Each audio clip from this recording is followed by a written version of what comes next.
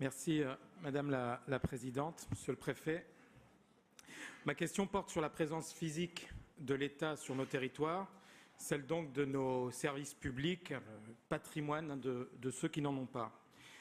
Depuis 2002, depuis la révision générale des politiques publiques, la fameuse RGPP, nous constatons dans nos villages, dans nos villes, nos bassins de vie, nos départements, notre région, un retrait massif des services publics.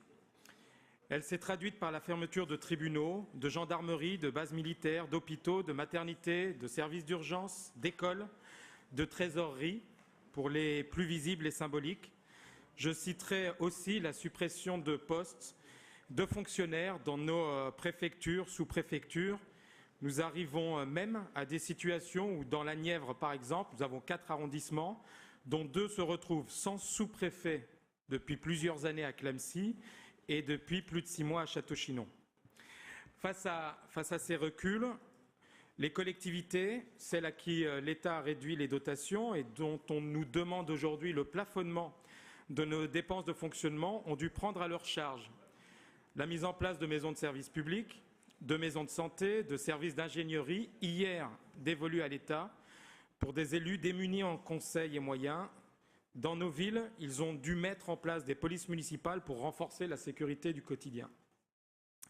Souvent, pour justifier ces fermetures, on nous oppose le développement de la dématérialisation, alors même que la fracture numérique, pour ne pas dire la facture numérique, est à la charge pour 75% de la région, des départements et des intercommunalités.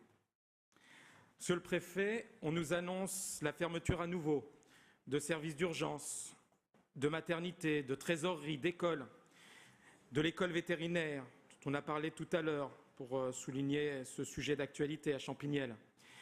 Les élus et les habitants de notre territoire n'en peuvent plus de ces décisions qui placent nos territoires ruraux comme de simples variables d'ajustement à des équations comptables émanant des éminences grises de Bercy.